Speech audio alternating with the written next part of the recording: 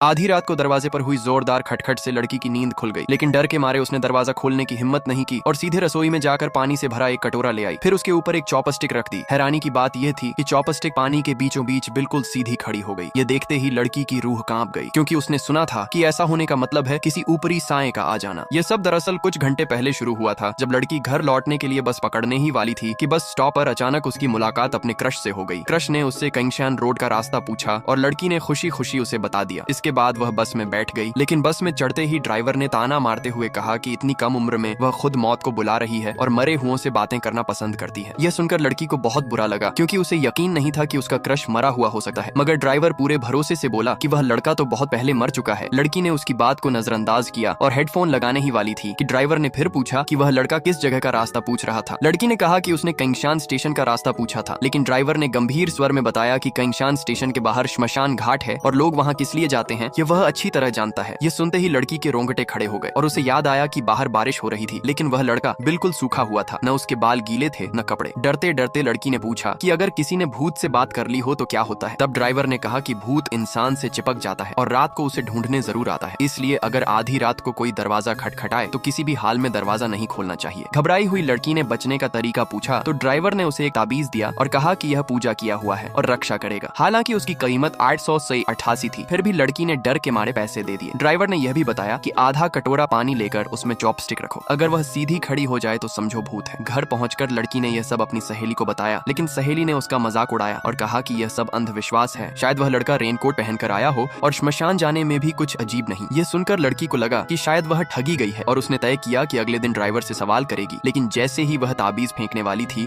उसी पल दरवाजे पर जोर से खटखट होने लगी। समय देखा तो आधी रात हो चुकी थी और माता पिता भी घर पर नहीं थे। बाहर से सोसाइटी मैनेजमेंट की आवाज आई, जिसने शोर की शिकायत की। नीचे रहने वाली गर्भवती महिला ने भी उस पर आरोप लगाए और दरवाजा खोलने का दबाव बनाया। गुस्से और डर के बीच लड़की को ड्राइवर की चेतावनी याद आ गई और उसने पानी चॉपस्टिक वाला तरीका अपनाया। चॉपस्टिक सच में सीधी खड़ी हो गई, जिससे उसका डर और बढ़ गया। तभी अचानक बाहर सब शांत हो गया और सहेली की नरम आवाज सुनाई दी, जिसने कहा कि वह टैक्सी लेकर उसे पाई देने आई है। लड़की राहत महसूस करने लगी, लेकिन तभी उसने देखा कि बाहर खड़ी सहेली की कोई परछाई नहीं है। शक बढ़ते ही उसने एक तरफ फोन उठाकर असली सहेली को कॉल किया और दूसरी तरफ दरवाजे की ओर बढ़ी।